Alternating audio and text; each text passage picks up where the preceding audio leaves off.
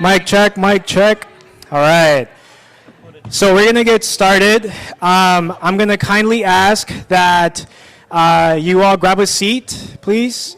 Just have a couple of announcements before we formally start. So we have translation on your right or to your left. If you need translation in Spanish, please go ahead and connect with Javier. He's raising his hand to grab a device. And they'll be translating simultaneously the event. So, first of all, we are Boyle Heights Beat. These are our amazing students and staff that you have up front.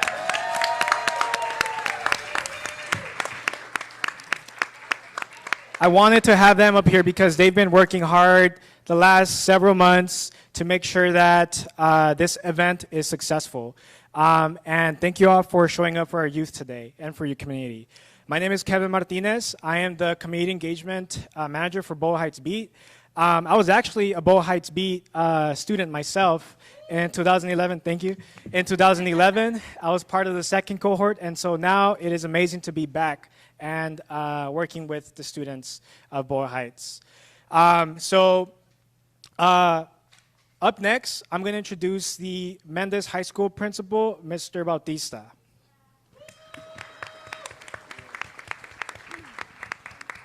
Good morning, everyone. Buenos días a todos. Igual como Kevin mencionó, le damos las gracias a todos los miembros del Boyle Heights Beat. So we thank all the Boyle Heights students and also staff. And we are very honored to host this forum. We were able to host a forum similar to this one the last time the seat was up for election as well. Y para la Preparatoria Méndez es un honor poder tener este evento aquí en nuestra escuela hoy. También la última vez que esta silla tuvo elecciones, también tuvimos un evento muy, muy similar. And so I welcome all the candidates to Méndez High School, and I wish you all the very best, and thank you for showing up today.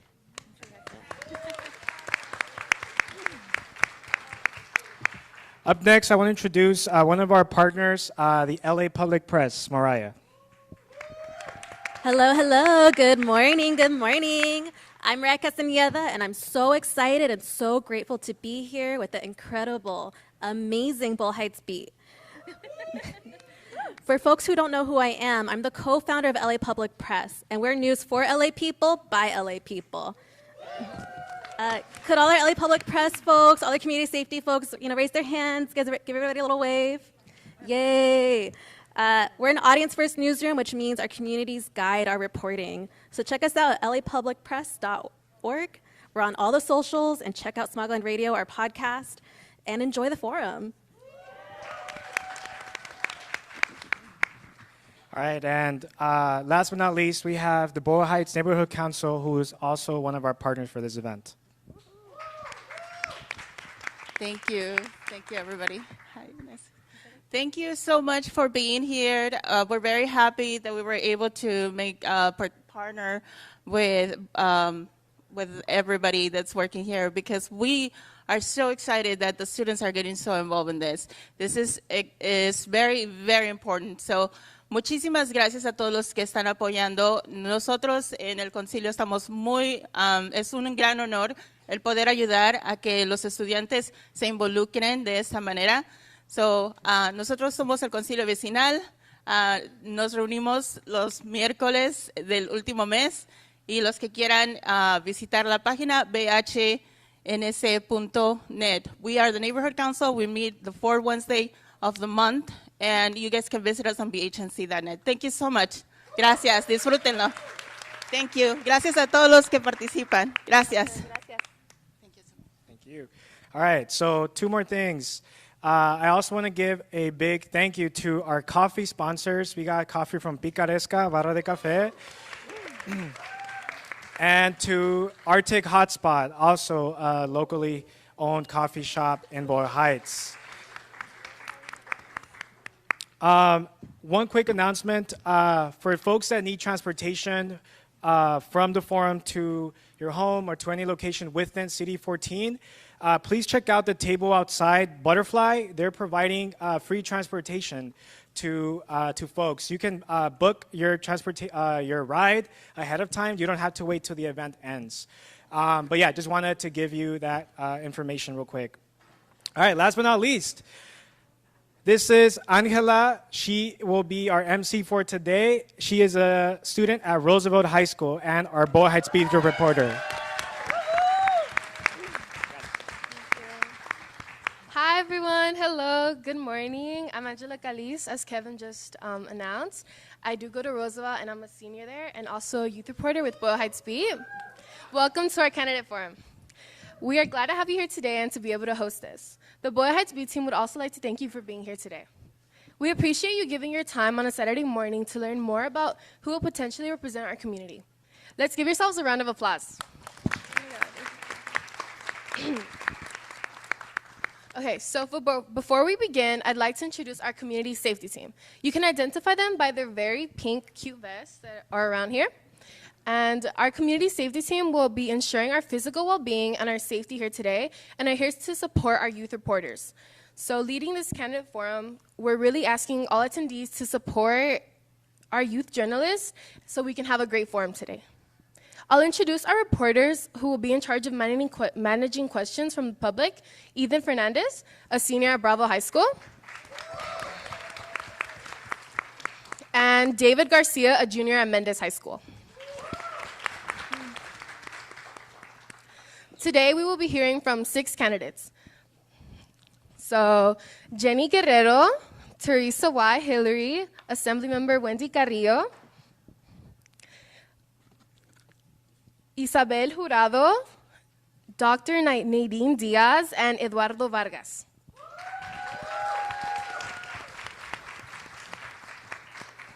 Although, as you may see, there are 2 empty seats here.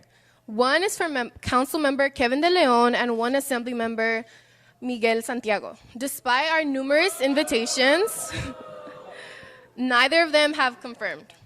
That said, please give our candidates that showed up a round of applause.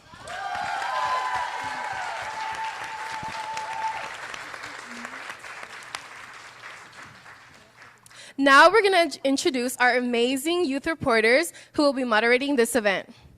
Catherine Mora, a senior at Méndez High School. And Stephanie Perez, a junior at Bravo High School.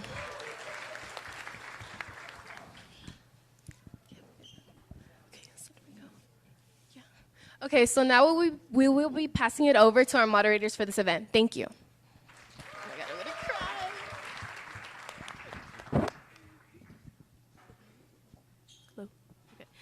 For this forum, we have divided questions under different topics. Candidates will have a minute and a half to respond. A 10-second warning will be given as candidates near their time. Each candidate will be asked one question from each category. The categories are affordable housing, homelessness, infrastructure, public safety, and gentrification. Now, candidates will have 30 seconds to introduce themselves. Let's begin with Genny Guerero and go down the line.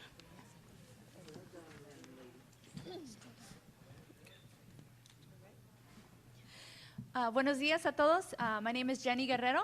I don't know if we're switching back and forth. I apologize. Okay, so my name is Genny Guerero. I'm born and raised here in El Sereno. I am the honorary mayor of El Sereno. I'm a mother of 5 children. I'm an income tax preparer. I go to Mass every Sunday with my family and my kids. I've been working in the community for over 20 years, and I'm here to speak for you, represent, because we know the needs that we have in the community. Thank you.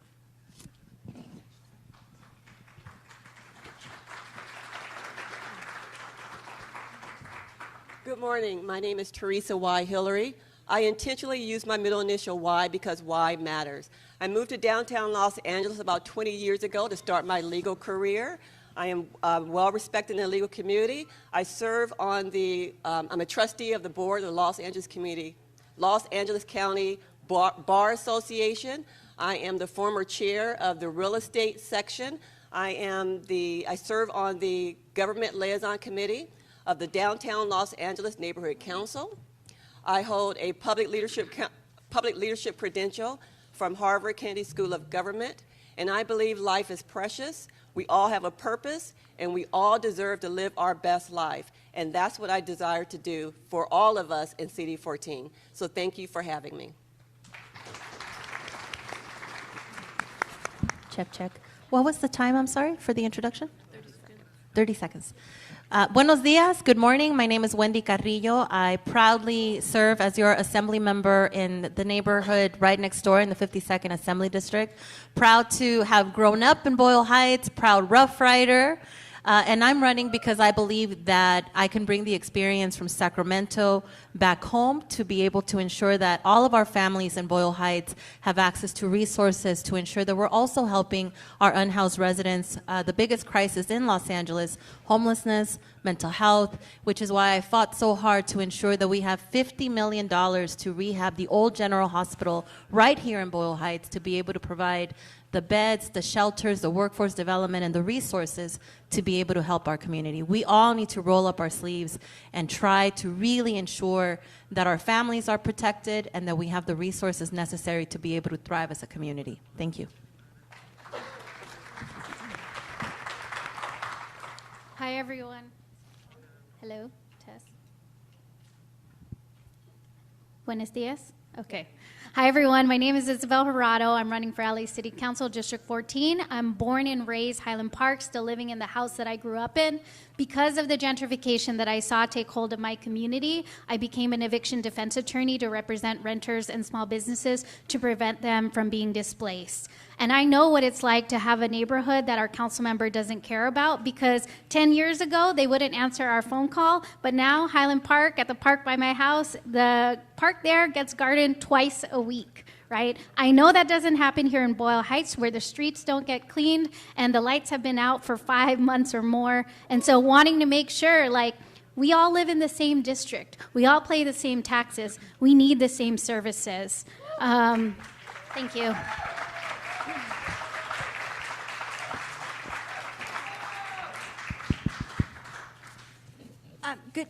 Good morning, good afternoon. My name is Dr. Nadine Diaz. I'm a third-generation constituent of Boyle Heights. I am a community activist. I have 30 years of experience in the health profession. I am running because I'm concerned about the health of our community, whether it's economic health, mental health, physical health. I have been a fighter for this district, for Boyle Heights specifically. I am very, very disappointed on our lack of leadership.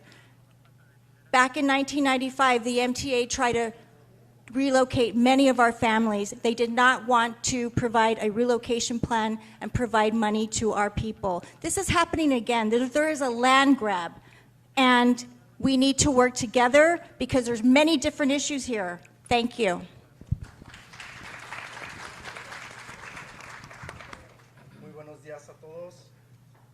Hello.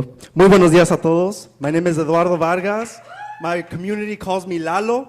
I'm a public high school teacher from the east side. I teach at Franklin High School. I'm also a tenant organizer. I have served as a volunteer EMT and firefighter. And I'm running because every single election cycle, the wealthy, the corporations, the rich, the gentrifiers, they get to pick their own candidates to represent their interests. We need somebody who's going to fight for our interests, our working class interests. I'm fighting for the working class, not because I've read about it in some newspaper, but because I myself see these struggles every single day as a teacher. I know that we live under a system of capitalism which values profit over human livelihoods, a system of capitalism which produces the corruption and the betrayal that we see in the two absent candidates today.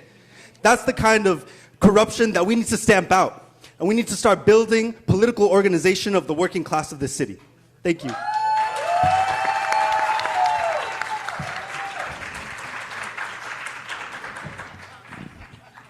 Thank you. If no one has any questions, let's begin. This question is to be answered by all candidates. This district has been led down by political leaders and their unfulfilled promises. How do you plan to regain the trust of the constituents and work together? We'll start with you, Genny. Thank you. Transparency starts from the beginning. And if you are able, for example, I have my actual address and my actual phone number on all of my statements because I'm born and raised in the community. It is important that we are able to communicate effectively and be listening to what the needs of the community are. It's not okay to not know what's happening in the district. It's not okay when you're elected and representing something to have no idea about the things that are affecting the community and people's livelihoods. So transparency is extremely important. How much time do we have to answer? 1 minute and 30 seconds. 1 minute, 30 seconds, thank you. One of the things that I want to bring in is a platform which will allow for people, including young teenagers as the age of 13, to participate and share their needs, share what they're seeing, share their opinions, but also receive information directly from me. And this way I can see where the areas and where the pockets of the issues that are happening within the community in a way that is unfiltered and unobstructed. So whatever issues are popping up, I could see a segment of like 20, 30 people having the same issue. That's an issue. And that's a thing that someone can't just say, oh, I didn't know that this was happening in your community. I didn't know that this was affecting you. And then hold the people and the staff accountable for doing the work and resolving those issues or sending it to the departments where it needs to get resolved. Thank you. Yes.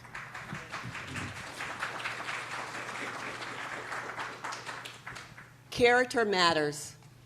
Integrity matters. I'm a woman of integrity. I'm a woman who has a character that can withstand the pressures of the position. I believe in full transparency, full accountability. I am a child of God. I believe in the Lord Jesus Christ. Whatever your belief is, your religion is, your faith is really determined who we are as a person, right? And that's who I am as a person.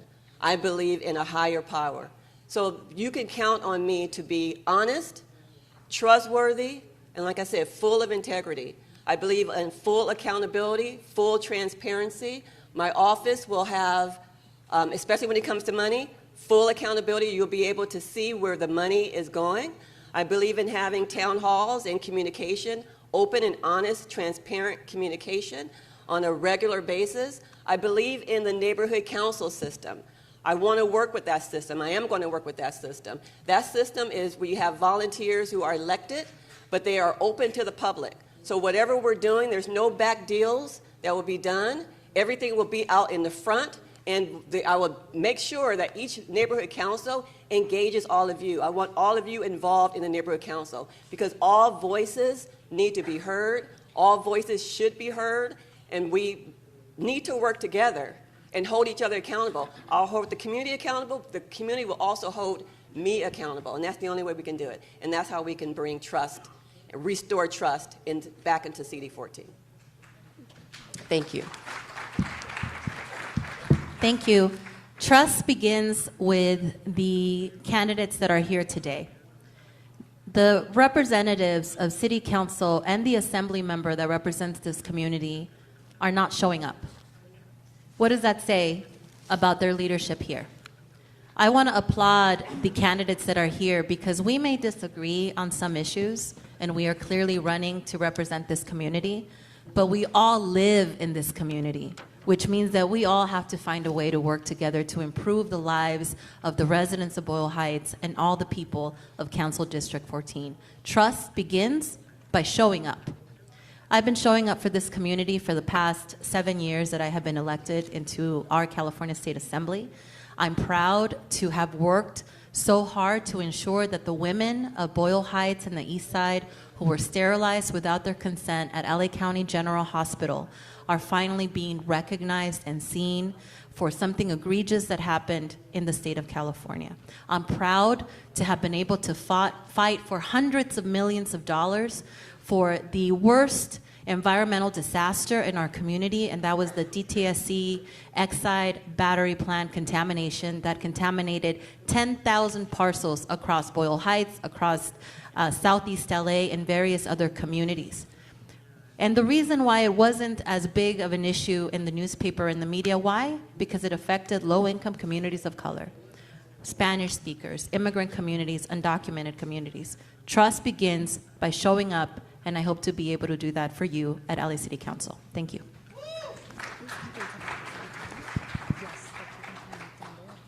All right.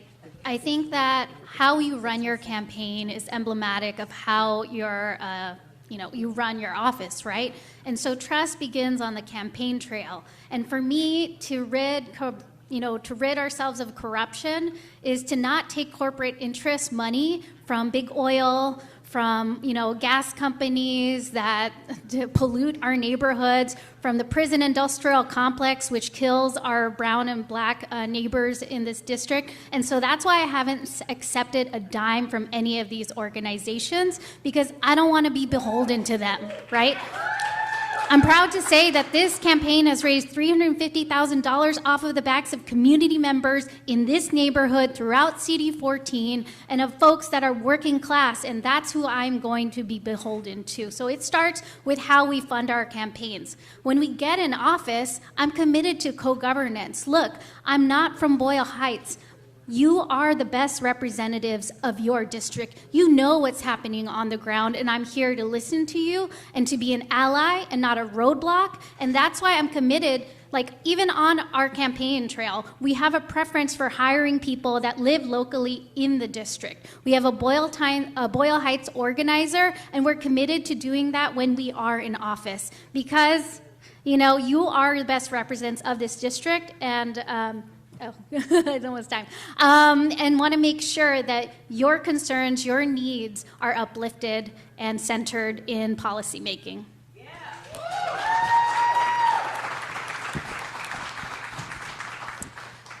Again, my name is Dr. Nadine Diaz. I'm a third-generation constituent. I was born in 1962.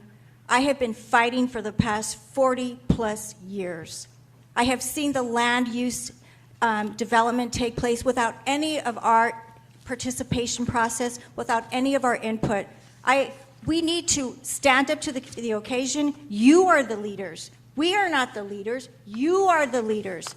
We have seen how our community here in Boyle Heights has digressed. I have talked to every single business owner on the major corridors. They are getting robbed, and the police are not doing anything. I've talked to tenants who are being kicked out. I've talked to homeowners, small homeowners, who are being threatened by the Department of Building and Safety. Seniors, I'm a geriatric senior social worker. And you know what? We are the largest growing population, and our seniors are being hurt. Our children are being hurt. And this is enough. For 50-plus years, we have had a lack of leadership. Going back to Art Snyder, Richard Alatorre, Antonio Villalobos, and the list goes on to Jose Huizar, who I ran against in 2015, and look where he is today. And now we are all running against KDL. The establishment is controlling your destiny. We need to preserve our community. We need to take care of our community. And you know what? I have a question for KDL. Why are you using our discretionary funds to buy your hats and paying $200,000 for your 30,000 bags with your name on it, and the companies in Arcadia and the other companies in Van Nuys? We have businesses here we can employ. Enough is enough. Let's rise to the occasion and take back our community.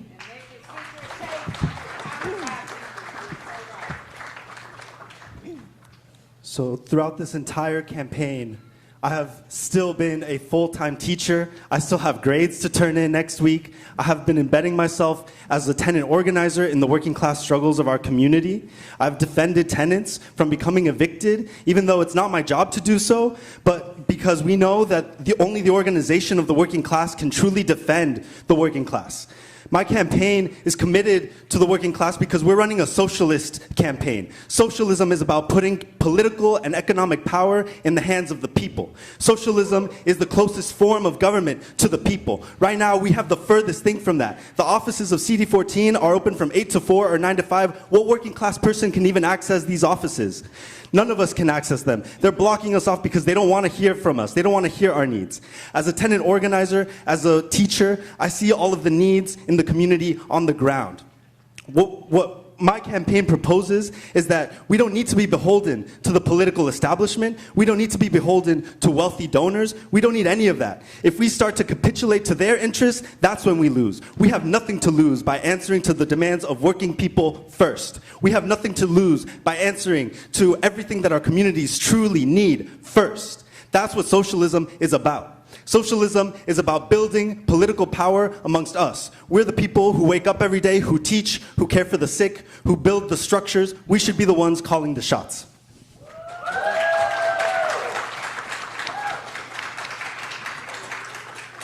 Thank you for your responses. We will now move on to affordable housing. This question is for Dr. Diaz and Ysabel. How do you plan on prioritizing specific communities within CD14 as some communities are experiencing higher rates of displacement than others? What resources can you provide to help keep folks in these areas housed? We'll start with you, Dr. Diaz. Excellent question. I come to the table with experience in education. I'm a doctor of social work. My emphasis is community, organization, planning, and administration with a foundation in clinical practice. I also have experience in managing small and large complex systems.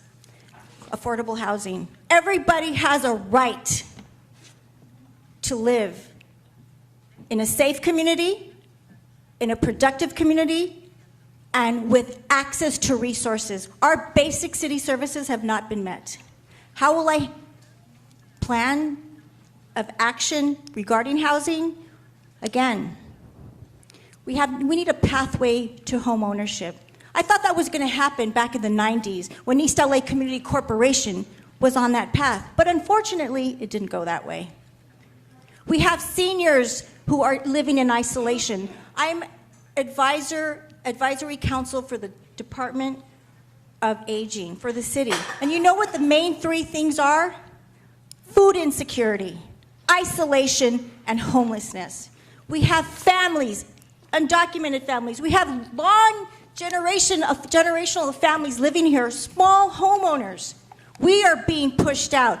So we need to work together, and we need to assess the situation, plan effectively, evaluate if it's working, and also look at the solutions and whether or not we have good outcomes, positive outcomes. Thank you. Thank you. Ysabel, can you repeat the question? What resources can you provide to help keep folks to keep folks in these areas housed?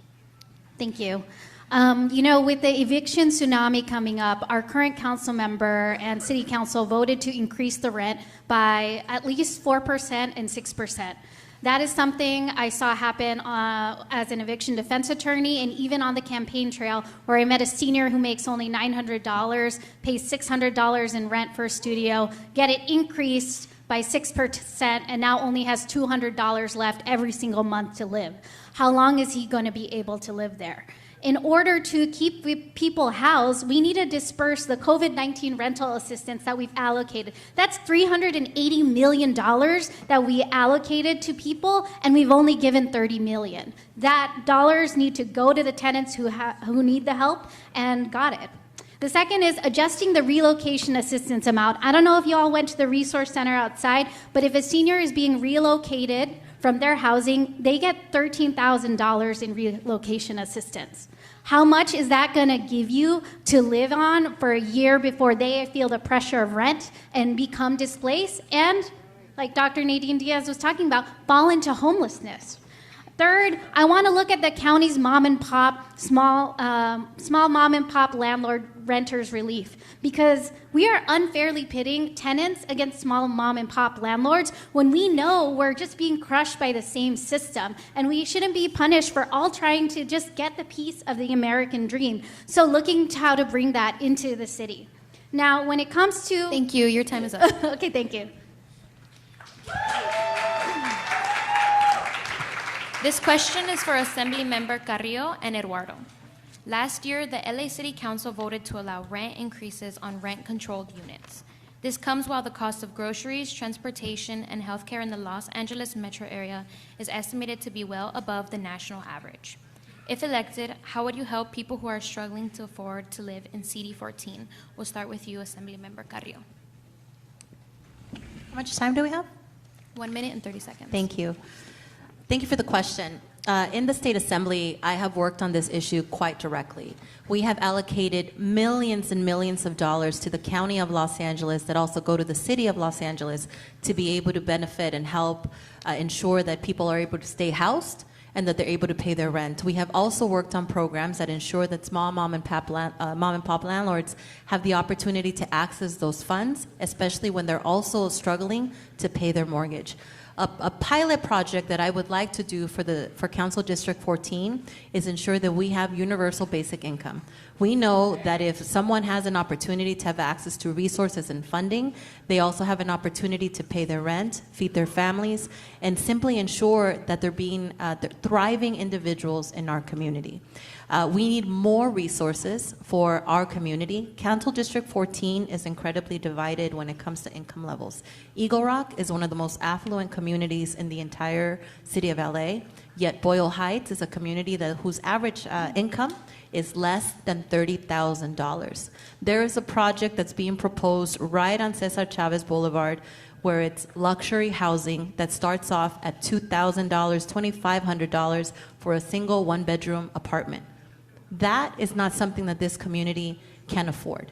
And we have to ensure that we're being responsible when we are approving projects and developments that are supposed to be an answer for housing and our housing crisis. But building a complex like that in Boyle Heights is not what Boyle Heights needs. Thank you. Eduardo?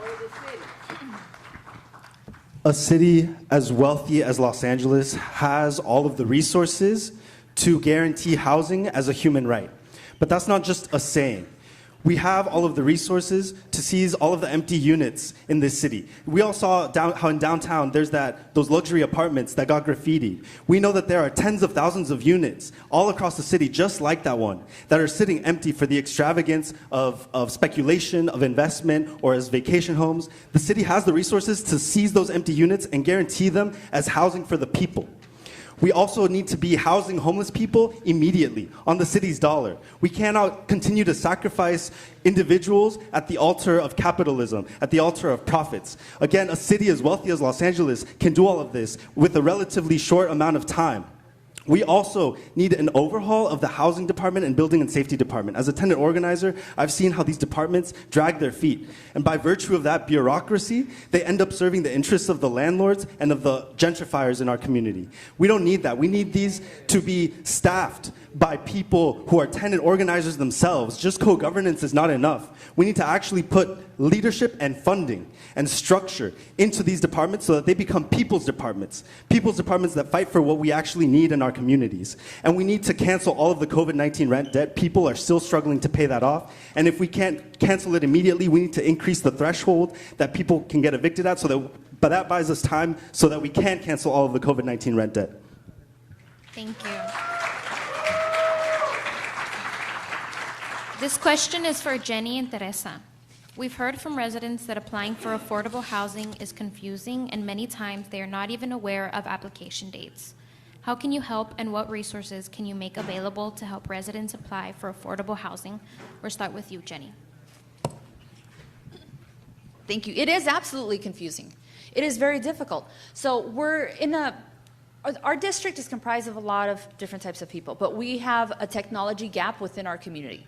That technology gap means that, yes, we have smartphones, but what are we doing with those smartphones? What are our parents doing with the smartphones? Are they able to fill out applications, or are they handing it over to the kids? Are the kids the ones filling out the applications on other people's phones?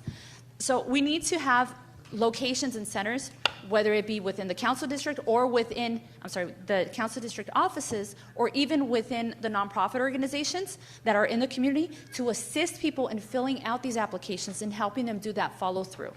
Right now we're lacking in that ability, that we're not providing that bridge in order for people to help themselves. We're telling them, there's the resources, go for it, figure out how you get over there. And that tightrope situation is not working. We need to build bridges so that people can actually look out for themselves, try to work for themselves, because a lot of us like to stand on our own 2 feet. Sometimes we need a little bit of help, and help is okay, But we need to, as the city goes, we need to provide those pathways in order for people to actually apply for the affordable housing, to get assistance during the application process, and we need to clean up that application process. Right now, You're lucky if you get into a lottery. If you're in assistance for Section 8 housing, you're lucky if you get into that lottery pool, if you're able to break into it, because I've done it, helping other people try to get into it. It takes hours and hours of persistence and knowledge base on the computer, on things like that, to be able to get in. Once you get in and you put in for that lottery Thank system, you. Your time is up. It's about 8 days before you know, 8 months. Teresa? We need to overhaul LAHSA. I mean, it's a confusing system.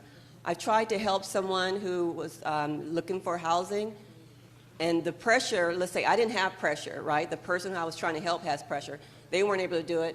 I wasn't even able to do it. It's so confusing. So we need to streamline that process. We need to do an overhaul of our entire system of how we are providing the housing services to people. When I was the chair of the real property section, or the real estate section, I established a residential subsection. All the years that the Los Angeles County Bar Association was existed, and it was over 100 years, they only focused on commercial landlords.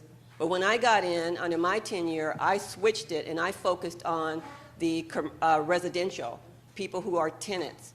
So I set up that system where the attorneys are learning more about landlord-tenant and tenant obligations and tenant rights. So this section trains those attorneys. I've also set up where attorneys will provide pro bono work, helping people who need access to assistance and helping with the application process. So one, again, we need to overhaul our entire LAHSA system, and we need to streamline the process, and again, the attorneys need to step up and help as well, pro bono. Thank you. Thank you all for your responses. We will now be moving on to homelessness. This question is for Eduardo and Genny. Do you see homelessness as primarily an economic, social, or public health issue? And how does your understanding inform your approach to solutions? We'll start with you, Eduardo. So if we conceptualize the problem as just fighting homelessness itself, we'll always be dealing with the surface level of the problem. We need to go to the root, which means that we need to fight poverty. And we need to fight the institutions of capitalism that actually create that poverty. Our city right now is deciding to spend money on a measure called 4118. 4118 does nothing to actually house people. All it does is spend city resources to move people around. It doesn't house people. It doesn't make sure that they're safe. And so we actually need to start attacking poverty. We know that the most impoverished communities are the ones that are often the least safe ones. But we need to start investing into other holistic solutions to housing people, to making sure that they stay housed, whether it's creating a one-stop shop out of our CD14 offices so that people can drop in and get all of the mental health resources, get connected to housing, and get connected to social services that are going to allow them to stay housed, whether it's preventing people from becoming homeless by putting a ban on luxury developments, which is what drives up rents, and which is what displaces our communities. These are the kinds of holistic solutions that will only be brought about by a strong working class tenants movement in this city. That has to be underpinning all of our policies. Otherwise, we won't be able to get these policies passed. But we can do it if we don't listen to the corporate Democrats that have betrayed us on this issue time and time again.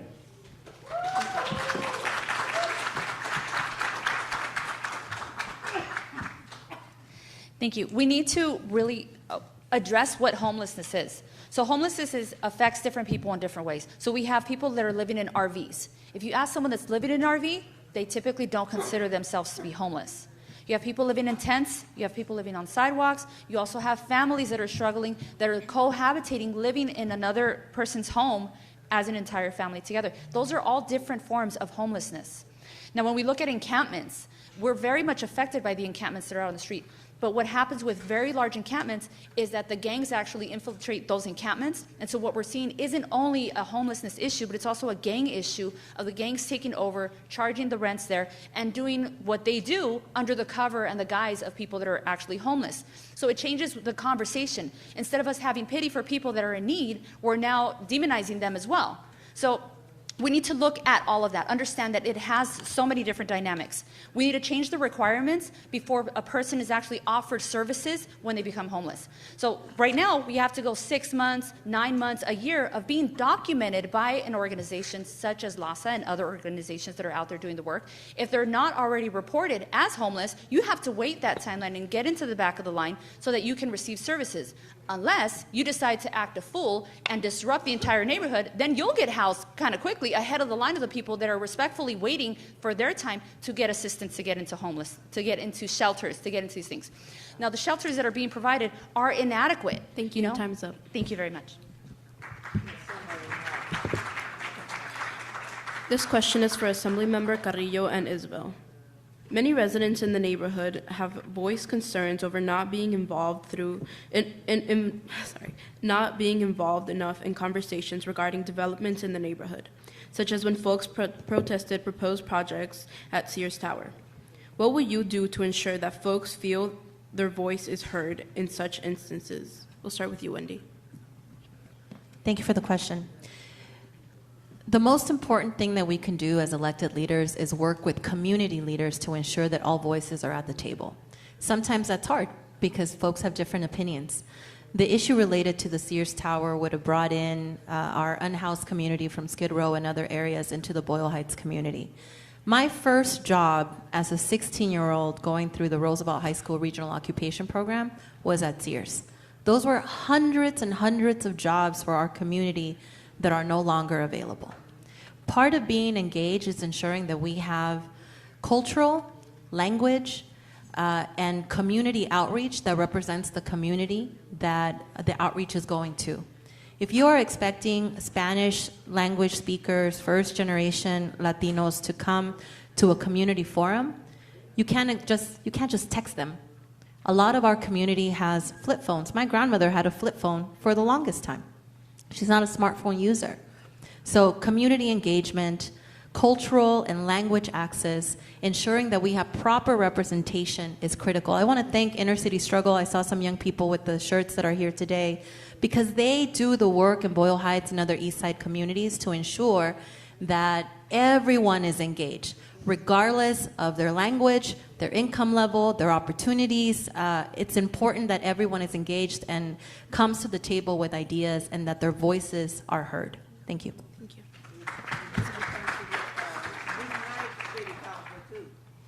I love this question. You know, developments like the Sears or the child development, those are things that, you know, the community are opposing and they don't want it, and it doesn't address the needs and wants of this community. You know, they're evicting small businesses and longtime tenants, and for what? To build market rate housing for whom, right? Not for us. It's for other people, and it risks displacing your community, right? I believe in same neighbors, better neighborhoods, right? As an eviction defense attorney, I always fought for tenants to remain in their homes, right? The way that development works right now, it's backwards. It's like, I liken it to baking a cake, right? Community is often brought in when you want to put sprinkles on a cake, right? At the end, when it doesn't matter. But really, community should be brought in when we're deciding what the ingredients are. And so that's why I propose the Tenant Opportunity Purchase Act or the Community Opportunity Purchase Act, because when a building is up for sale in the community, I'm going to let y'all know so that community members or the tenants that live in that building can have the first right of offer to buy the building, right? Because that's how we protect our community, by saying what we want from the beginning, being able to buy back our community to prevent it from being on the speculative market, and so that we can control what is in our neighborhoods and get what we need, right? And, you know, again, I'm going to hammer down the point on co-governance. I know the community groups that are already here. Thank you. I see Boyle Heights Vota. Oh, sorry. I want to shout out Eastside Leads, ICS, FC, TLD. Okay. This question is for Teresa and Dr. Diaz. Unhoused people are also constituents that you could potentially represent. How do you plan to include their needs in your community initiatives? We'll start with you, Teresa. So when I moved to downtown Los Angeles from Vacaville, California, nearly 20 years ago, I didn't know really anything about Skid Row, right? I didn't know the level of poverty.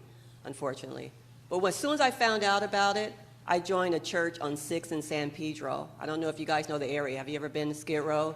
You know the area? Okay, 6th and San Pedro. It's in the heart of Skid Row. You have Midnight Mission on your right. You have Weingart up ahead. You have Union Rescue Mission. Okay, we're there. I was there for 7 years, working side by side. I know the complexities of homelessness. I know the trauma of people who are experiencing homelessness. But I also know that they are humans, right? And they need to be treated like they are human beings. They're God's people just like all of us. And they deserve the same respect, the same love, the same services as anyone else. So what I would do, and I'm still involved in the community, reaching out, empowering them, having them really giving them the services that they need, the support that they need to help themselves, right? Because not everyone, I mean, the perception that people have, they've never been down there before, they're creating policies, they've never been in the community, they never talked to them, they never sat down and broke bread with these people, but they're with those who are unhoused, but they are making policy. I'm opposite. I've spent time. I'm still spending time. People who are unhoused have been over my house. On Sunday, you can find Thank you. me. Your time's up. I'm passionate about this subject. I'm sorry. Thank you. Thank you for your responses. We'll now move on to infrastructure. Excuse me. I thought, was that addressed? Oh, sorry. Yeah, Dr. Nadine. It's okay, hon. Can you repeat the question? I didn't hear the first part. Unhoused people are also constituents that you could potentially represent. How do you plan to include their needs in your community initiatives? Excellent question. As a social worker, I worked on Skid Row from 5 in the morning to 5 at night at the LA Mission, providing indirect and direct services for the homeless, who range from veterans, who range from American Indians, undocumented people, women of color, women who are victims of violence, all types of different types of target populations. As a social worker, I have the scope of practice to assess and to determine what are the best needs. What will I do? I will reach out to those and collaboratively work together with experts in the field, such as nurses, educators, social workers, physicians, lawyers, because everybody is important to this process. Not one size fits all. And if you want to learn more about what I did on Skid Row, PBS did a documentary called Country Docs, and you can find it on my website, NadineDiaz.com. We should not have homelessness. We also have mentally challenged people who need to be in hospitals to be protected. What happened to that? It went south after Reagan got rid of them. We need to help them too, as well as drug addiction and rehabilitation. Which, one more thing, I'm a board of directors for the Casa Treatment Women's Center. We help women who are struggling with addiction. Thank you. Thank you. Thank you for your responses. We'll now move on to infrastructure. For the sake of time, we're going to be moving to 1 minute per response. This question is for Teresa and Ysabel. We have seen public transportation become dangerous and unsanitary for commuters. Many students feel unsafe while commuting. How will you work with transportation providers to create safer environments? We'll start with you, Teresa. In 2020, I was hit by an 18-wheeler on Highway 5, and I survived. Praise God, I don't take that for granted. But I never replaced my car, so I take public transit. I'm there. I rely on it solely. So I see the issues that the students are facing, and I face them too. So I love the ambassador program. I think they need to be expanded, not only in number, but in authority. Right now, for an example, they just kind of stay in one position and they don't do anything else.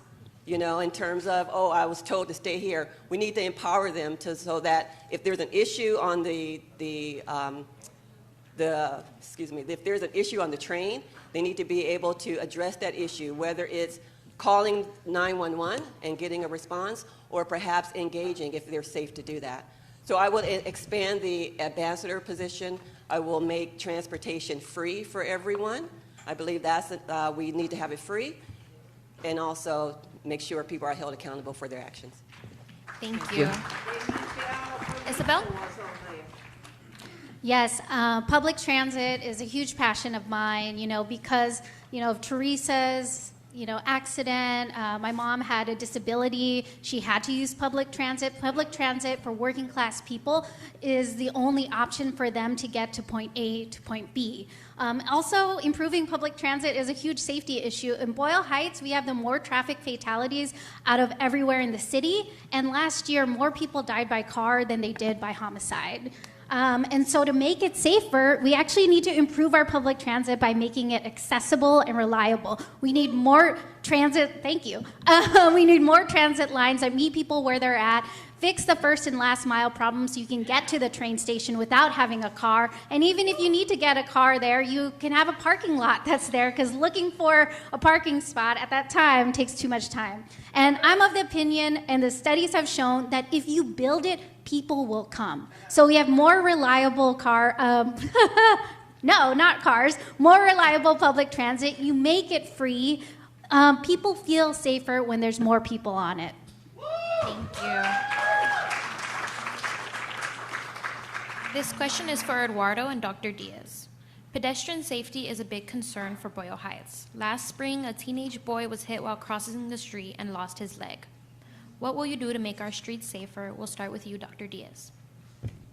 That is a very important question in regards to safety and our people who live here. This is ongoing. We need, as a councilwoman, I will create committees for every single neighborhood. Specifically, in terms of our neighborhood, who knows more about what is happening than you? We need to document what is happening and create solutions in terms of safety. Bicycle riding. What I see out there sometimes, they're wearing dark colored clothing and we can't see them. But also true is that what has happened is that we have not been part of the process in terms of public safety. Where are the police who are supposed to take care of us, who are supposed to be, someone's laughing, I'm sorry. I'm sorry, someone's laughing. Should I let them laugh first or what? Please continue. I'm sorry? Just continue. Okay, thank you. So in terms of public safety, there's pedestrian safety, there's bicycle safety, but there's also, we have to look at our senior population again. We need to take care of them. So again, assess the situation and create plans of action to address every single target population, but to hold the police accountable to help us, which has not been the case, unfortunately. Thank you. Eduardo? So I'm an environmental science teacher. I love talking about policies around infrastructure and public transit systems because these are what will actually make our communities safer and clean for us to live in. In the city of LA, there have been hundreds of pedestrian deaths. That is unacceptable in one of the wealthiest cities in the world. And it's because if you look at any given intersection, it could be upwards of 10 different departments that all play a different role in deciding how that intersection is laid out, how it's structured. And so really it ends up being up to the whims of a city council member how safe the streets are. And because of the bureaucracy, that tangled mess, it ends up favoring speed over safety. We need to reorient public investment into the needs of working people, of working class communities. And yes, this is a project that will long outlive any one term or any one city council member. This is a lifelong project. But we need to invest into the things that the community actually needs, which is whether it's rapid bus transit, whether it's more metro lines, whether it's anything that the working class needs to get around the city. Thank you. This question is for Assemblymember Carillo and Genny. Many community members are dealing with poor to no street lighting along busy main roads. When issues like this arise, how do you propose to address ongoing maintenance needs to prevent deterioration? We'll start with you, Assemblymember Carillo. Thank you for the question. So part of it is, part of ensuring that we have safe and clean neighborhoods is ensuring that our lights work. Oftentimes, communities that are the loudest and have the most relationship with the council member get prioritized. And so working class communities like Boyle Heights often don't see the same results. In an effort to try to ensure that we have well-lit streets, that we're also thinking about renewable energy, that we're also thinking about ways that we improve the grid, which is our electrical grid, I'd like to work with the Department of Water and Power, as well as all of the workers within that department, all of the engineers, all of the folks that, thank God, during this last rain, we saw them working really hard to ensure that we had energy back in our communities when there's rolling blackouts. This requires that we think about transportation, that we think about housing, that we think about the way that we get our energy and how the city is building the infrastructure necessary so that all of our communities have the resources and lighting that we need to plug in your car, to turn on your lights at home, and to make sure that every street is illuminated. Thank you. Genny? Thank you. Street lighting is extremely important for the safety of our communities. Not only that, we need to make sure that we have lighting, but then we have trees that cover up all the lighting. So we need to find solutions to that. Are we going to replace all of the lighting? Well, maybe we need to in some sections. But there are also things that we can do. There are additional lightings that can be put onto the poles themselves that are about midway, which if the tree continues to grow above that light, it makes no difference. We'll still have lighting coming down. So those are things that we can do, resources that we can do working with what we have right now. So we have the lights, let's put additional poles into the centers of those poles so that we can get the lighting into the things. Yes, we have copper wire theft, but what are we doing in response to it? Are we sitting around and waiting? I know in my community it's dark for a long time. And like she said, the squeaky wheel gets the oil. They're the ones getting the lighting fixed. And then the rest of us are out in the dark, literally. So what can we do in the meantime? Okay, so what if we can't replace that lighting immediately? Okay, well, let's bring out lighting. The city rents lighting all the time for their events. You see that? The major towers are at all of the community events. So why aren't they there when we actually need it for public safety? Let's get those towers out there in the meantime. Thank you. Your time is up. Thank you for all your responses. We will now be moving on to public safety. This question is for Genny and Ysabel. In Boyle Heights, there has been an increase in homicides and gang-related crimes in the last year. Residents say they don't feel safe. How will you address this issue? We'll start with you, Genny. Thank you. I'm on the Community Police Advisory Board over at Hollenbeck, and I've been on that board for over 12 years. I think safety is paramount in our community. I'm a person that grew up in El Sereno in the 80s and 90s and have a very fresh recollection as to what was going on, and we're having that reoccurrence now again. You know, we don't feel safe walking through our streets. You know, sending our kids out alone to walk, it's too dangerous right now. We need to have people in place. We need to have people of authority. We need to have either police or someone there. The city has discretionary funds where they can put footbeat officers in the locations when it's most needed. Now, these foot police officers act as a deterrent. There's so much, the crime goes down, it's effective, it's proven, there's metrics to prove that when there are footbeat officers in those communities, those homicides, those thefts, all of those things go down as a result. So it's not right when the council member is not giving those funds to the community to protect us. Those are necessary.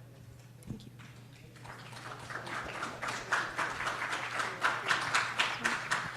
I think we have to really reimagine what public safety means and expand what we're thinking of ways that we address public safety. Every year we give LAPD more and more money. Last year we gave them $3.2 billion. And does Boyle Heights feel any safer? Well, you know, we need that $3.2 billion to invest in our communities, our youth, and our parks. The safest cities in America are the ones that invest in libraries and parks and youth programs, and time after time, studies have shown that's what makes communities safe. So we need more programming at Mariachi Plaza that uses the public space so we can occupy it for different things and use up the time so it won't be used for other elements and purposes, right? Second, you know, every time I'm at a union interview, I ask them why aren't they in our high schools doing workshops to get our youth into a union job that they'll be at for the rest of their life and help build the labor movement. Thank you.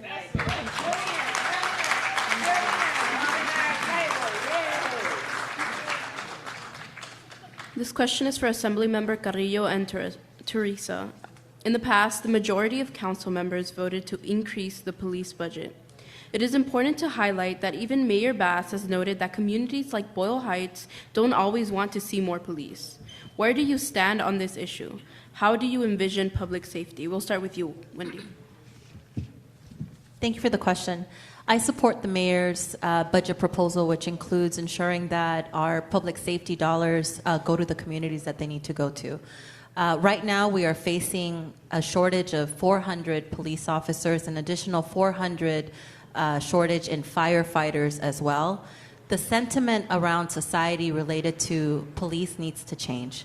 I think in the summer of George Floyd, we all want to see a police department that protects and serves our community instead of what we've been seeing on social media for the past few years, where we see how black and brown members of our society are treated incredibly unfair.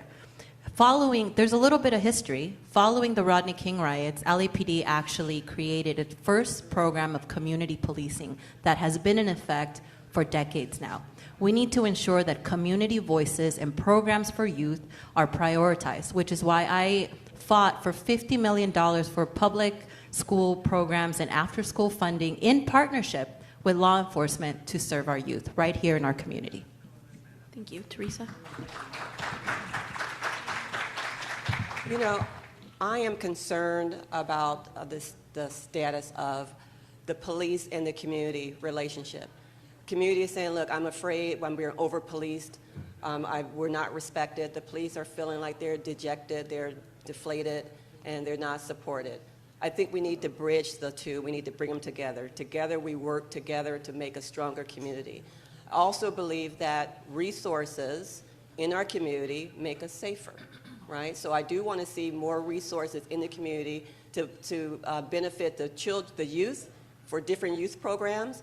I do support Mayor Bass's budget, bringing the police officers' numbers up to 9,500. I believe that was the number, 9,500. I do support that.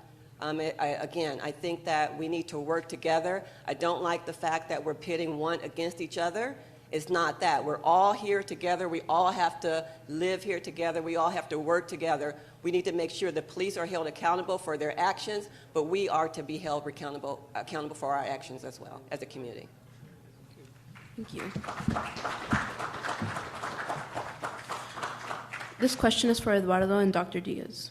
The Exide battery plant has been closed for nearly a decade, and even with state, city, and countrywide funds, the cleanup process for this environmental emergency has been a mess. As someone overseeing many of the neighborhoods affected by this issue, what would you do to prioritize this effort? We'll start with you, Eduardo. Again, a city as wealthy as Los Angeles should not have contamination that we've seen, like the contamination from the Exide battery plant. There is lead poisoning in all of our communities, all the way into Lincoln Heights, where I live. It is causing developmental disorders in our children. We see it in the education system because this problem has gone unaddressed for decades. Supposedly, our elected officials are working on this, but really they're just securing funds for endless contractors. We don't actually see that investment into seeing the soil being remediated, into seeing the community being cleaned up. And so just like with Exide and just like with other policies like housing, like public safety, we need to redirect funding from the city's bloated budgets, like the police budget, into funding the community's needs, one of which is the Exide battery plant cleanup. We need to imagine a safe community, not as a function of how much money we're pumping into the police, but how much money we're investing into our working families. That's what's actually going to provide us safety, a sense of stability, and a sense of health.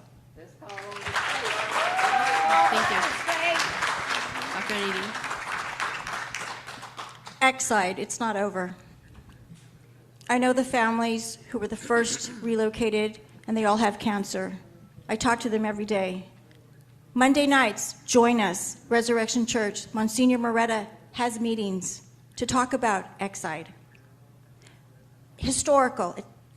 Remember, history is everything. In the 1930s, LA City Council voted to have all industrial developed where? Guess where? Here. We have high rates of cancer, pulmonary disease, asthma. As a researcher in the Children's Health Study, which is a longitudinal study, together with UCLA and USC, It's ongoing. We have very sick babies, mothers, pregnant families. Exide is not over. Where is the $60 million that LA County Board of Supervisors Hilda Solis received? Where is it? Let's look at the money. Where is the money going?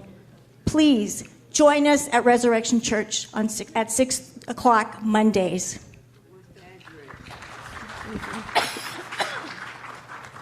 Thank you for your responses. We will now move on to gentrification. This question is for Eduardo and Ysabel. The Tiao Properties Development Project in Boyle Heights is an example of small businesses being displaced for a housing complex. How do you plan to increase the amount of affordable housing across CD14 without displacing small businesses in these areas? We'll start with you, Eduardo. I was fighting alongside the tenants, both residential and commercial, of the proposed Tiao development project at every step of the way. I was giving public comment at their planning commission meetings because we know that the only way that they were going to defend their housing and their livelihoods was by organizing a movement of people. So they organized themselves into a collective. They know that there's no hope in a system that's rigged against them. There's no hope in them with the lawyers and the courts. The courts are the turf of the landlords, of the Tiao Corporation. So we knew that if we let it get to that point, we were not going to be able to win. So we had to fight and form a tenant organization. My proposal is to codify bargaining rights for tenants associations in the city, just like a workers' union would, so that tenants have the upper hand in negotiating their fair rents, so that we rig the system in favor of tenants, not landlords. That's how we're going to promote a tenant movement in this city. Thank you. Ysabel?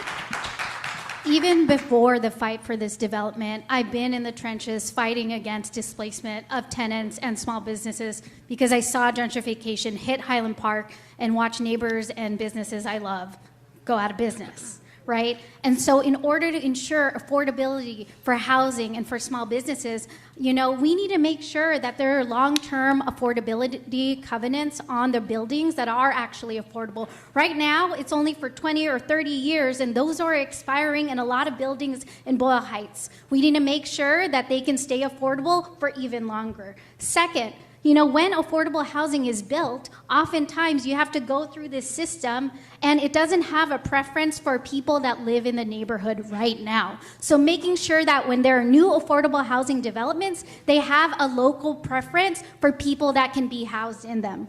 Last, when it comes to small businesses and making sure that they're not vacant, you know, a vacancy tax on the small businesses that are they keep it closed, they've evicted them and not replaced them at all, and making sure that there's rent control for small businesses. This question is for Teresa and Genny. What protections will you have for the second oldest community in Los Angeles to protect historic preservation and not demolition, and work to create beautification program funding for our historic properties? We'll start with you, Teresa. Can you repeat that question? I'm hearing something else. Yes. The translator. What protections will you have for the second oldest community in the Los Angeles to protect historic preservation, not demolition, and work to create beautification program funding for our historic properties? That is a good question. Yeah. I believe in historic preservation. I believe that the community should support that or have a say in that. So I would focus on the community, what the community wants in terms of which homes or which locations should be preserved, and I would fight to preserve that. Fight to find the funding to be able to support the preservations of those different locations, but really turn it on the community, because I represent the community, and I want to make sure that I am doing what the community wants me to do. So I would focus on, you know, what the community is saying, and then find the resources to make sure that happens. Thank you. Thank you. Genny? The historic preservation overlay zones are extremely important in our communities. It is important that we push to have more of them. We don't have enough. I know in the community of El Sereno, we're fighting very hard to designate certain zones of that, because that is what's keeping them from bringing in the large complexes and this and that. So it's really important that we as a community, stand together and say, okay, yes, we want these areas designated as historic preservation zones so that we can't have that uplifting and that turnover, and all of a sudden we have, these high rises coming into communities where they have no business coming into. Those historic preservation zones can help us also with when it comes to the buses and the transportations. If we are going to have transportation coming through a community, that's fantastic. We need transportation, but we don't need that at the cost of saying, okay, now we're going to up-level the community and build these huge properties where we have 300, 400, 600 units without any parking whatsoever because there's a bus line in front of it. We're in a parking poor community, and so we need to see what we can do to address the parking issues that we have, and the historical preservation zone is Thank a you. way Your to time do is that up. as well. This question is for Dr. Diaz and Assemblymember Carillo. Are there specific criteria or guidelines you would advocate for to ensure that development projects contribute positively to existing community? We'll start with you, Dr. Diaz. I love this question, land use. It is important to me that everyone has a seat at the table, a voice at the table in terms of land use development. That has not been the case for the past several years. And let's go back to former Mayor Reardon. His policy was within a 500-foot radius of any proposed project, it is important that every single person impacted by this project have a voice, provide comments, provide input. That has not been the case, unfortunately, since former Mayor Antonio Villaraigosa to the current time. What is happening currently, and I know this for a fact, I live here. I've been here, my family's been here for 3 generations. What we have right now is a developer by the name of Danny Navarro. Research him. A former heroin dealer who is building all of these high-density projects without any input. We need to turn to people and groups like the Boyle Heights Community Partners who wants to preserve the historical preservation, but also to make sure that everyone has a seat at the table. This shenanigans must stop. Your time is up. Thank you. Well done, well done. Assemblymember Carrillo? Sure. Are there specific criteria or guidelines you would advocate for to ensure that development projects contribute positively to the existing community? Thank you for the question. When I did my first interview with the Boyle Heights Beat a couple of months ago, I talked about the development that's a luxury complex, 50 units, 5 affordable housing, right on Cesar Chavez in front of La Parrilla. The Boyle Heights Beat currently asked the current assembly member what he thought about that project, and he said he didn't know enough about it to make an informed decision. That's because he is beholden to the people that are supporting his campaign. In order for us to be able to support our community, we need to know our community. Boyle Heights is a community that is 30% below the national poverty line, makes below $30,000 a year. I am the author of a regional program called La Casa, the Los Angeles County Affordable Housing Agency, which will prioritize affordable housing across the city of Los Angeles, across Boyle Heights, across our entire district, because our community does not need more luxury housing. We need affordable housing to ensure that we can thrive, live, and be able to live in the community that we love. Thank you. Thank you. Thank you, everyone, for your responses. We will now be transitioning to public comment.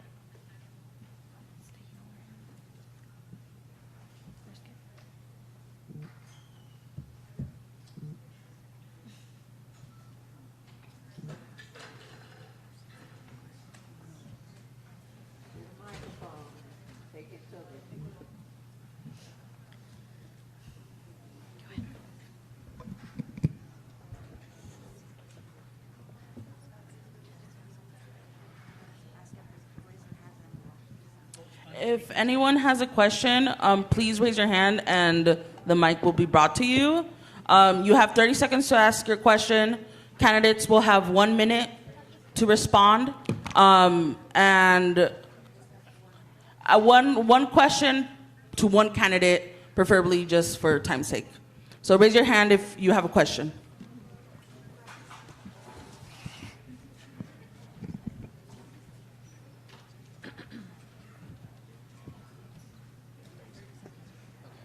Hi, my name is Tony Marquez. I live in Boyle Heights. We've had a lot of theft from catalytic converters from people that can't afford to replace them. We have the video of people stealing it.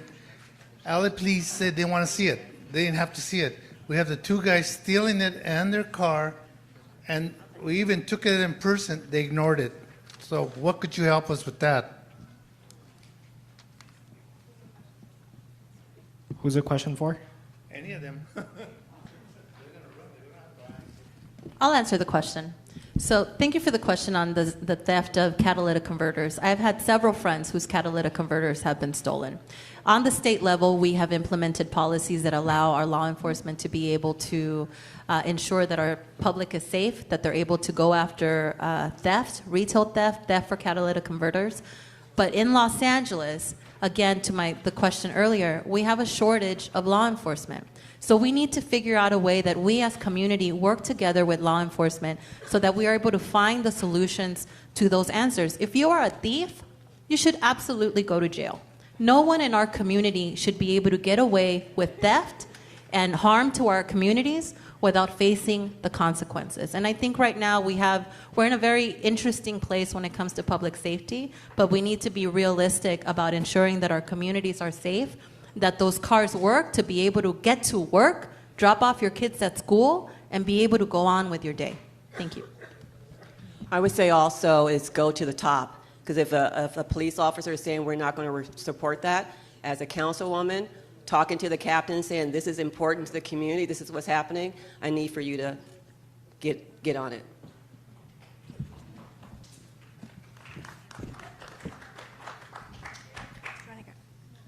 Is it okay to answer that question? Oh, sorry. Oh, sorry, Genny. That's right. Buenas tardes, mi nombre es Araceli Brito. Ya. Mi nombre es Araceli Brito y yo tengo una pregunta. Todo lo que hablaron está muy bonito, me gustó, pero yo soy homeless, yo vivo en la calle con mis 2 niños. Hace un año me sacaron del shelter, lo mandan a uno a shelter y lo tratan a uno como perro los shelters. Nadie hace nada por uno, entonces nadie lo chequea. Tengo un año viviendo en la calle aquí en Boyle Heights por la Evergreen. Voy al distrito 14, me dan teléfonos y no me contestan. Okay. No me contesta nadie y así vivo en la calle y estoy en la calle con mis 2 niños, 15 y 17. Les pido por favor que me ayuden porque ya estoy cansada. Ha llegado muchísima gente de otros lados y ellos son los que tienen shelter. A uno en lista de espera. Gracias. ¿Cómo se llama? Disculpe. Araceli. Araceli, gracias. Araceli, thank you so much for your question. Homelessness is something that I really care about, and I'm sorry about the situation you're in. Definitely someone from my campaign will reach out to you to make sure that we can help you through the process to get you housed. The policies that we propose are called community resource hubs, which are a one-stop shop where you could go to sleep, take a bath, have a meal, because we'll have storage on site. We'll have a place to put your pet so that you can actually go in and take a shower, and then after that, meet with a housing navigator who can put you on that pathway when it becomes available, and see a doctor. Because when you go to a shelter now, you can't go in if you're not clean, you can't go in if you have stuff, and if you have a pet, you can't go in either. And when you get in there, like you said, there's no other help. Right now, we also don't have any safe park sites for our working poor, our neighbors who live in their car.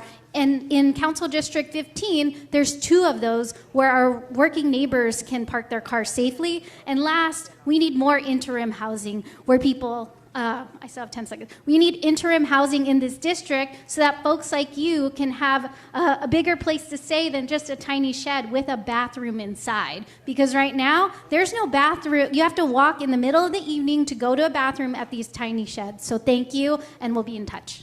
Señora Araceli, lo que nosotros sabemos es que vivimos en un sistema cruel. Lo que usted ha experimentado es algo cruel. Yo no le tengo que explicar eso a usted ya lo sabe, lo ha vivido.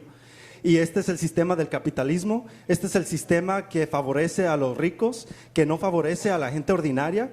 Nosotros tenemos los recursos en nuestra ciudad de darle una vivienda, así como le garantizamos el seguro de desempleo a la gente, debemos de garantizarle la vivienda a la gente, para que usted y su familia y miles como usted tengan una vivienda y tengan dignidad. Eso es lo que nosotros queremos como socialistas, que ustedes tengan el poder. Necesitamos liderazgo nuevo en la ciudad, porque es algo inhumano lo que está sucediendo en la ciudad, porque sabemos que la ciudad solo ha tenido líderes que favorecen a los ricos.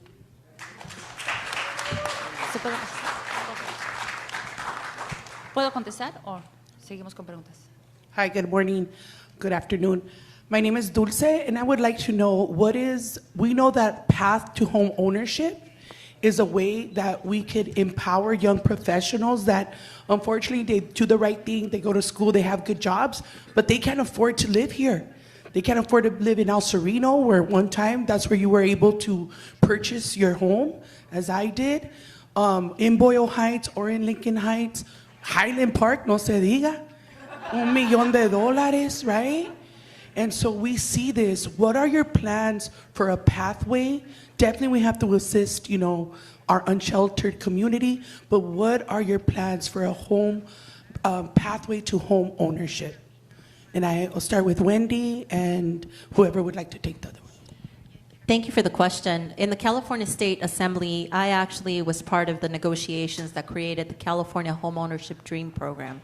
Millions of dollars to be able to be allocated to our community for first-time home buyers. And what we discovered was that if you had access to the internet, if you had access to resources, you were the first in line, meaning that Los Angeles and the city of LA had the least resources. You know who got the majority of our public dollars? The Bay Area, to purchase multi-million-dollar homes because it's incredibly expensive. So we stopped that program last year to reevaluate it and ensure that that money is coming right here to Los Angeles where we need it the most. Right now, the reality is that you have a lot of corporate interests buying a lot of homes in our community and then renting them out, creating a renters-only economy where it's incredibly difficult to buy. You also have folks from outside the United States buying land in our community, creating more and more renters. We have currently in the state, we're having a conversation with the federal government so that they pass a law that ensures that it's Americans first and people within our community that can buy the homes and properties in our neighborhoods. I also want to add that I advocate on Capitol Hill for affordable housing legislation through Habitat for Humanity. And I think that's a great organization. I would definitely put that on your list, because what they do is they purchase land from the county at pennies on the dollar, and then you have sweat equity. So the landlord, and I've worked side by side, helped building these homes. The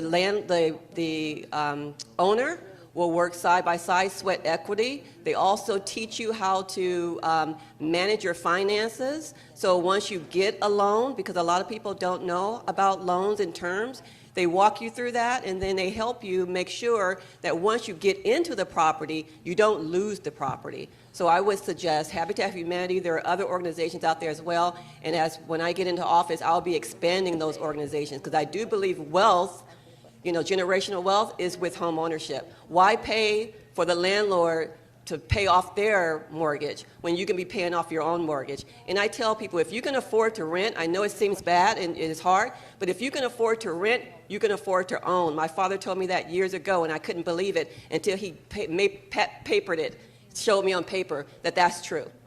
Thank you. The working class of this city. If you don't mind, if I can jump into this one, since you got to do one of the other ones, I apologize.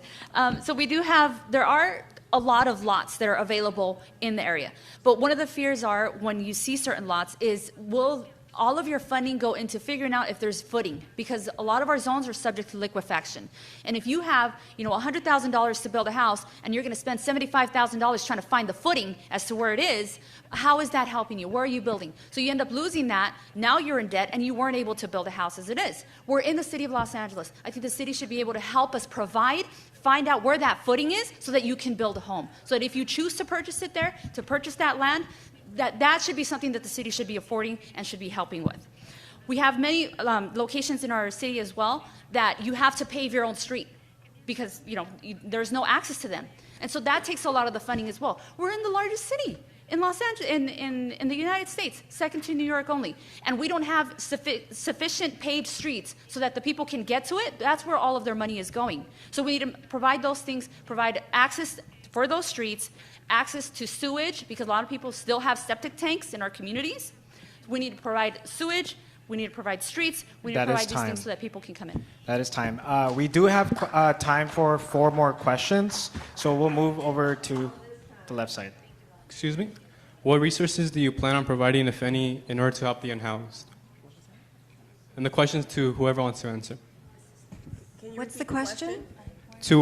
What resources do you plan on providing, if any, in order to help the unhoused? Yeah, I'll answer it. What I mentioned before to Araceli is the community resource hubs, expanding that. This council district actually has $1.5 million in discretionary funds that a council member can use for whatever they want, and he hasn't been using it to increase the number of resources for our unhoused neighbors. So community resource hubs, one-stop shop where people can take a bath, have a meal, go to sleep, and get the services they need. Increase the number of interim housing sites that we have. Councilmember Soto Martinez, in his 2 years, has established 7 interim housing sites. In this district, our council member has only built 2, and he served 4 years. And with $1.5 million, he couldn't do it. And lastly, again, I want to mention our hidden poor, our working class neighbors who live in their car, having safe places where they can park, we can put their RVs, and having it throughout the district, because we have 0 places like that, whereas other councils have 2. We have time for 1 more candidate to respond. Homelessness is a systemic issue of capitalism. If you spend your entire life fighting against the white people and the cafes, you're never going to get anywhere, because it's the capitalist developers that continue to create the homelessness crisis. It's the people who are in elected office that are taking money from the real estate corporations that do not have the solutions for the homelessness crisis, because they profit off of the homelessness crisis. We need new solutions that are going to have a holistic approach to getting people housed, to putting funding into people's needs, not a bloated police budget. We need to house homeless people now. We can't just wait around for another career politician just for them to betray us another few years down the line. It's a systemic issue because it's an issue of poverty. It's an issue that we will continue to keep seeing unless we fight for a new program for Los Angeles that's grounded in socialist principles. And it's been proposed that we, buy back the housing units. That on the surface level sounds all right. But the working class of the city builds all of the housing. We should get to decide where all the housing goes. We should be able to have what is rightfully already ours.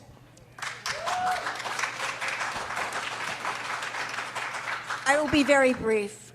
For one of the candidates who is not here today, after raising $7.8 million and spending $5 million, Mr. Santiago's committee filings show he allocated $20,000 to this community. Where did the millions go? It went to support other corporate Democrats. It went to other campaigns. It went out of our district. I have a lot of information, financial budget here. Our current councilman paid approximately $201,000 for 30,000 baseball caps with his name on it. That money could have been kept here, but it went to Arcadia, to the Simply Green company. That company, he could have contracted with another company in our district. There's money out there. It's a shell game. They're playing with our money. That is time. Thank you. Next question. Sí, buenas tardes a los candidatos, y esta pregunta es para quien lo quiera contestar.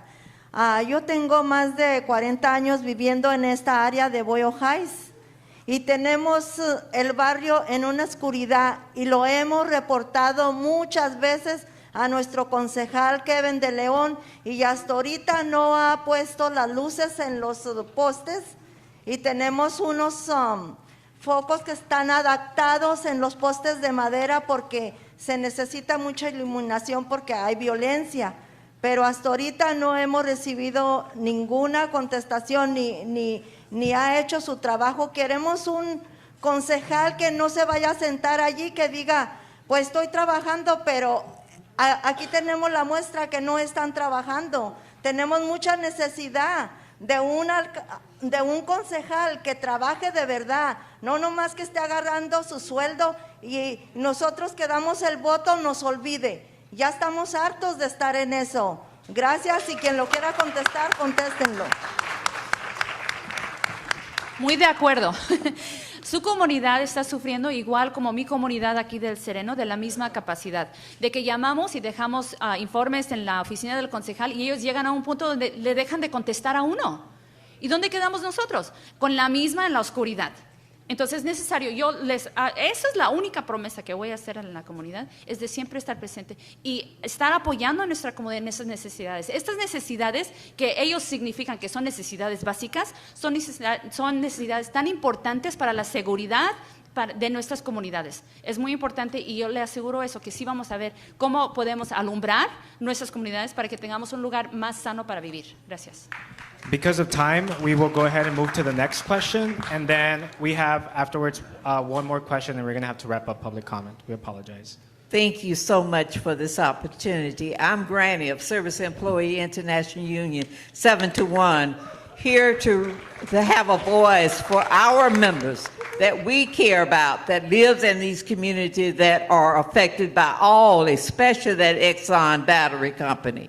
I'm asking the 6 of you, because there's only 6 of you, may it be state or city, I'm asking you guys to come aboard to help us to protect our members that live in these communities, these cities, the hood, if you may, to protect our members. We have spent many dollars in a campaign trying to reach out to the community, but we need someone that's higher up than we are, that elected, that can get that funding. May it be city, state, or federal, we don't care. But we do care about our members. And I ask all 6 of you, whoever sits in that seat, because Granny will be there, I want you to help us to clean up these neighborhoods and city and protect our members. Thank you so much. Granny, I want to say thank you for being here today.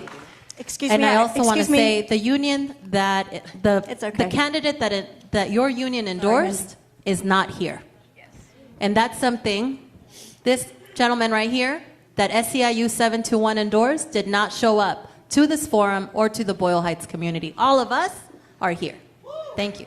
For that, I'm glad you jumped in, just to make Wendy. that point. But I also want to say that as an attorney, I've worked on these types of cases before. I represented, when I was a younger attorney, Athens Tank Farm. I don't know if you guys are familiar with that. It's the same type of situation over at Magic Johnson Park. It involves 3 child care centers. So I know what's happening here, and my experience as an attorney and working on this type of case would definitely be valuable when I sit in that seat.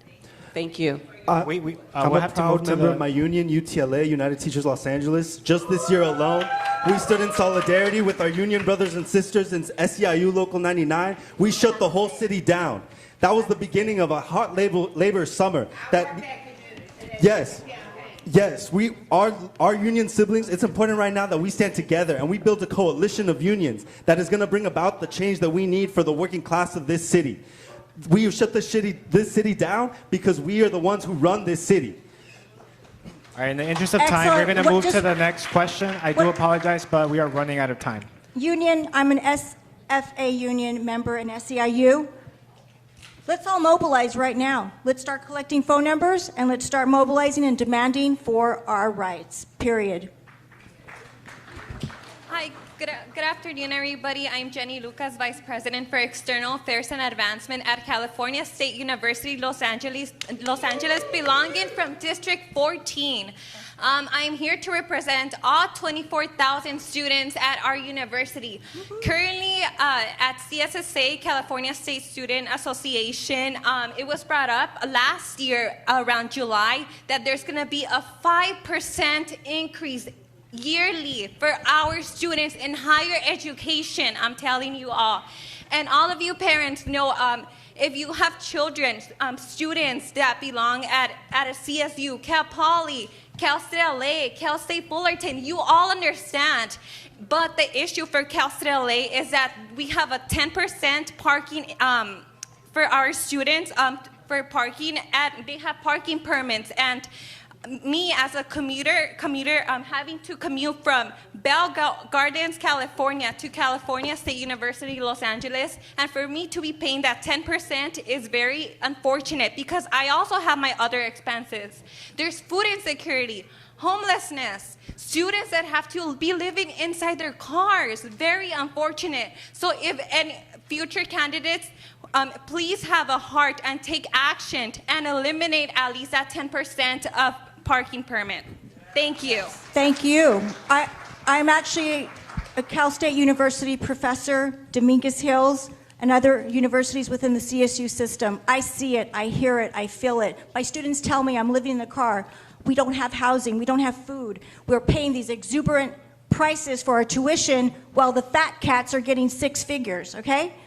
Free parking. The students need free parking. We need housing for the students. If it's specialized housing, if they're disabled, we need to provide that. If they have children and families, single parents, we need to have that. I feel your pain, and I am proud to be a CSU professor.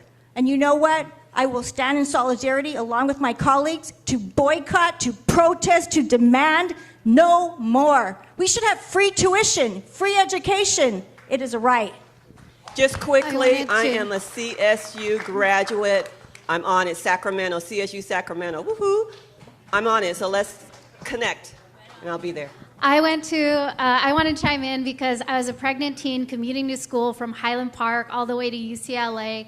Had to take 2 buses, and it was really rough. And when I did have a car, parking permits and parking tickets, there were not enough spaces, but always enough officers to ticket us.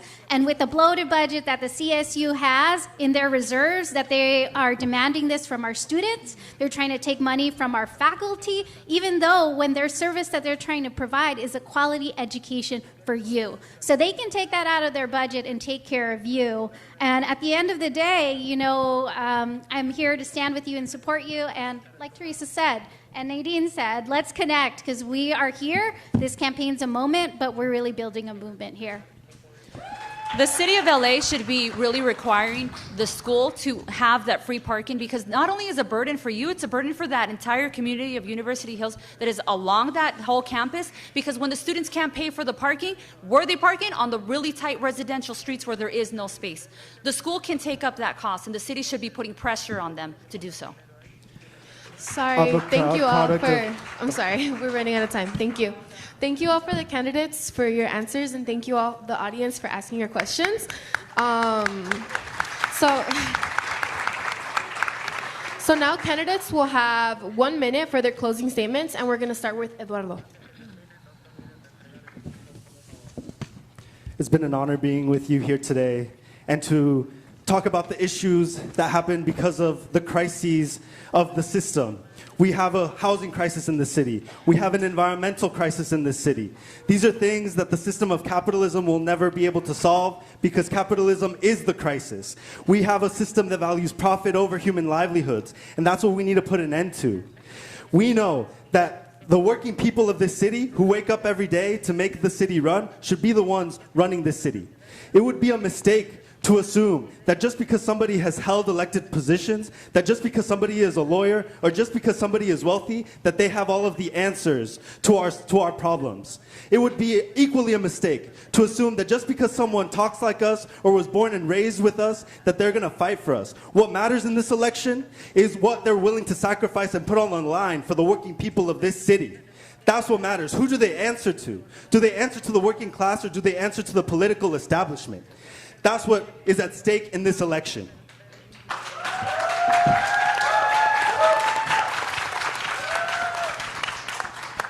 I'm Dr. Diaz. I'm running to restore transparency, integrity, respect, and service. Long overdue.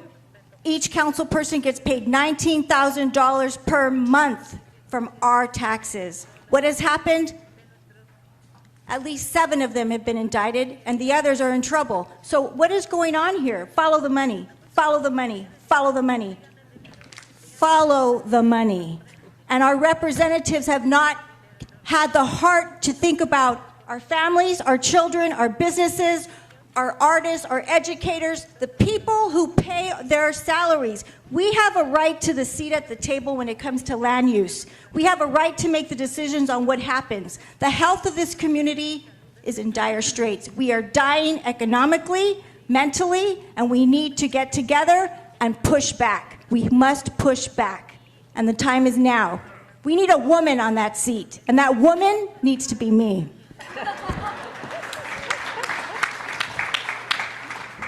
Hard to follow that up. Okay, my name again is Ysabel Jurado, born and raised Highland Park, still living in the house I grew up in because it's so expensive there, okay? Living with my dad and my teenage daughter, whom I had when I was 18. Look, Boyle Heights is a community that keeps being talked about by our career politicians, and the people that represent you today are nowhere to be found. We're out here at this forum because I want to listen to you. I don't have all the answers, and that's why I'm committed to working with you, with groups in this community, like Fideo Comisa Terra Libre, with Community Power Colectivo. I see Blanca out there trying not to sleep. I also want to work with Eastside Leads to prevent the gentrification that threatens this community, right? But Boyle Heights is so vibrant and has a history of fighting. That's why Boyle Heights hasn't become Highland Park. And I want to be your ally in City Council to make sure that happens, because we all pay the same taxes. We're all in the same district. We deserve the same services. Same neighbors, better neighborhoods.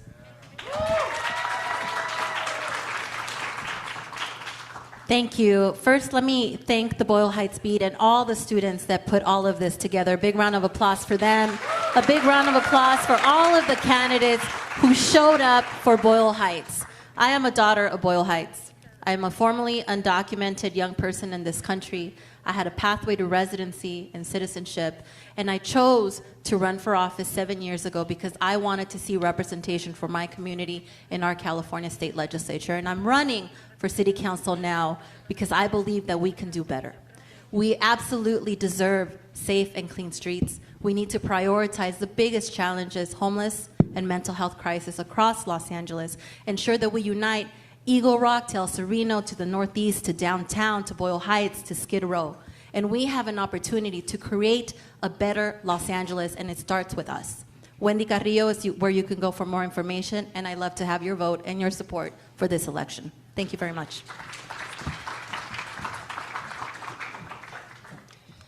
There is a time and a season for everything. And we are at a time, and we are in a season for change. Right? It's bigger than me, it's bigger than you, it's bigger than politics. And I see change happening from the inside out, starting with ourselves, our families, and our communities. I want to build policies that's going to remove barriers, build bridges, to allow us to have more life, and that life abundantly. I believe life is precious. I believe that we all deserve to live our best life, and also believe that we all have a purpose. I'm destined to serve you, Boyle Heights. I am purposed to serve you, Boyle Heights. And I'm called to serve you, Boyle Heights. And that's what I'll do. And I hope that you hear my heart, you feel my heart, you see my sincerity, my integrity. I have the education, the experience to deal with these issues like homelessness, mobility, transparency, accountability. I want to serve you. TeresaYHillary.com, your next city council member. Thank you.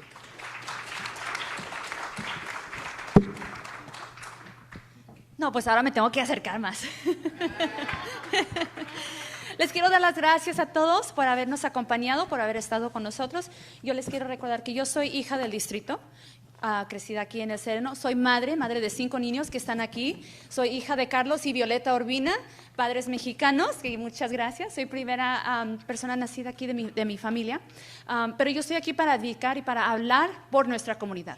La comunidad latina ya no debe de ser, no nos debemos de esconder, nos debemos de poner así en las sombras, en la oscuridad. Nosotros somos la fuerza de esta economía, somos la fuerza de esta comunidad, especialmente de la ciudad de Los Ángeles. Entonces nos tenemos que unir, tenemos que tener una voz fuerte, unida y juntos y enseñarles a los demás que nuestra representación es efectiva, nuestra representación importa y de poner a alguien que nos representa, que refleja nuestra comunidad en esa posición para hablar por nosotros mismos.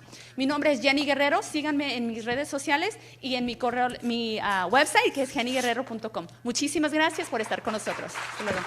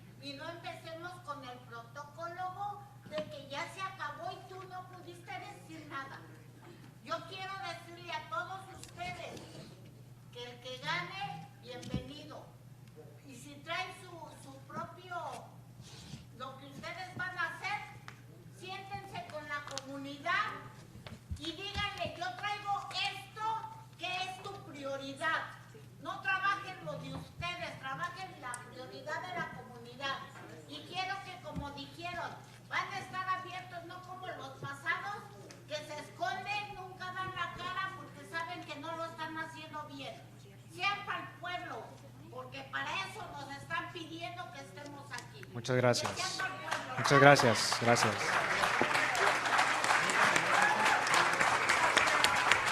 Test, test. Voy a aprovechar que la señora dueña habló.